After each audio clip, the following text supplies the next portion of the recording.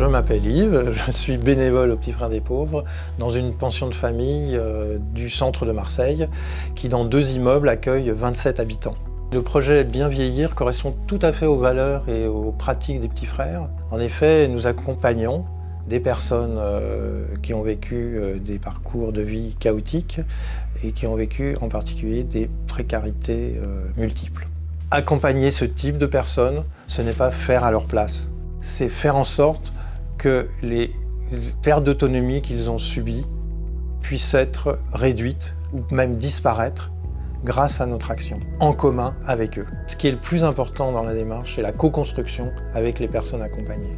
Dans des groupes d'expression que nous avons montés, nous avons pu donc écouter les difficultés quotidiennes rencontrées par ces personnes dans le domaine qu'ils avaient souhaité traiter, ce qu'on appelle maintenant la fracture numérique.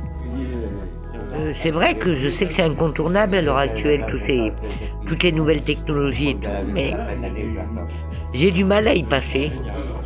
D'une façon incontournable, il me faut cet outil, parce que j'aimerais quand même par la suite avoir des contacts avec certaines personnes que j'ai perdues de vue depuis longtemps.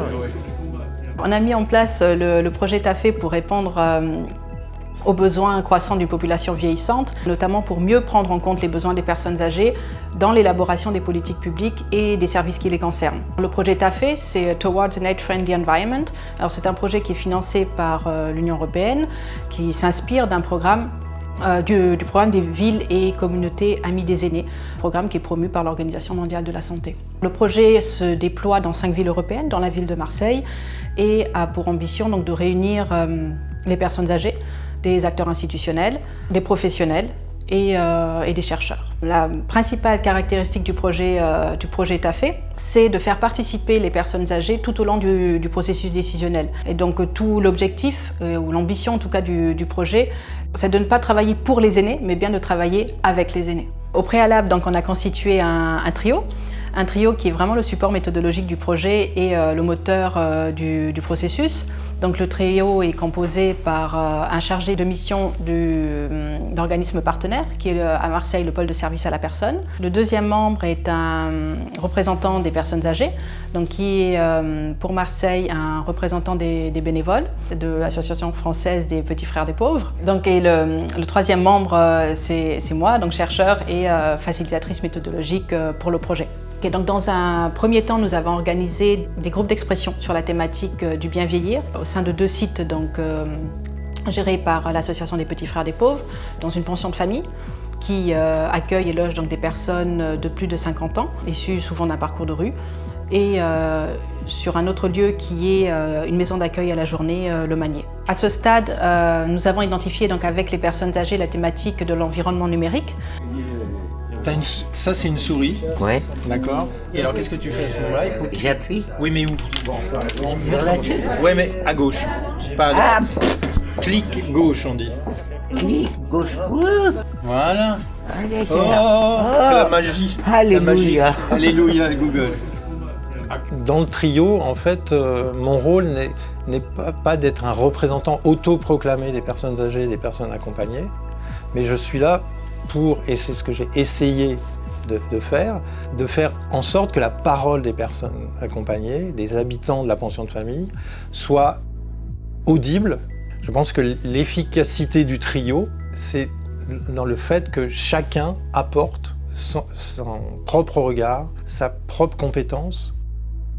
Parallèlement au groupe d'expression qu'on a conduit avec les seniors, ici avec les Petits Frères des Pauvres, on a prospecté pour regarder un petit peu quel type d'action pouvait se mettre en place. Et très rapidement, on a vu surgir la question des formations. Beaucoup de formations existent, beaucoup de gens y participent, etc. Donc on a organisé petit à petit des rencontres, on a été au contact de structures qui portaient ça, on a organisé des moments d'échange et on l'a constitué petit à petit en groupe d'action locale. Et ce groupe d'action locale, en fait, c'est pas un groupe au sens force, mais c'est un ensemble de structures qui passent, qui viennent, qui nous apportent en fait leur expérience, leur action, qui nous les présentent et qui nous permet à nous de réfléchir et de mieux positionner l'action à partir de cette expérience qui est la leur. Donc la méthodologie TAF nous a permis en fait vraiment de faire émerger des problématiques, c'est-à-dire que la question numérique n'était pas prévue au départ.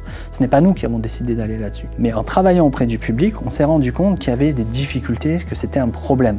Et c'était un problème et pas forcément un besoin, parce que beaucoup de seniors sont réticents par rapport à ça, ne veulent pas y aller. Donc il y avait vraiment un challenge à aller vers ça, autour de ce problème. Et on s'est rendu compte qu'en fait ici, il y avait beaucoup d'aide au numérique qui se faisait, mais elle était discrète, informelle. L'idée, c'était de s'appuyer sur ces différentes expériences pour essayer de constituer l'action qu'on déploie ici à travers l'idée d'un café numérique, d'un référent numérique, une personne un peu ressource, de réserve qui permettent d'accompagner pour des petits problèmes finalement qui sont très ordinaires mais très encombrants. Tu vas taper ce que tu veux, donc photo. Photo. Alors, tu me P. demanderas pas. Oui, mais non, Là. ne montre pas. D'accord, Je d'accord. me débrouille. Je te laisse. P. H. Voilà. C'est super. C'est super, hein. Voilà.